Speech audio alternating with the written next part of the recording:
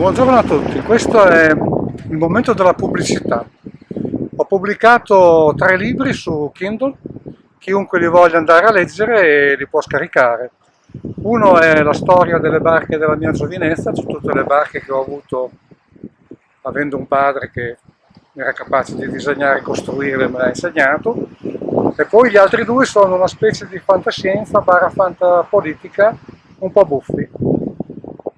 Bene, questa è la spiaggia sulla quale stiamo facendo la passeggiata questa mattina. Devo dire che si fa dare del lei. A dire la verità, qua non eravamo mai venuti, nonostante siamo a Corraleco e tutte le mattine siamo qui. Però questo spezzo di spiaggia qua non l'avevamo mai fatto.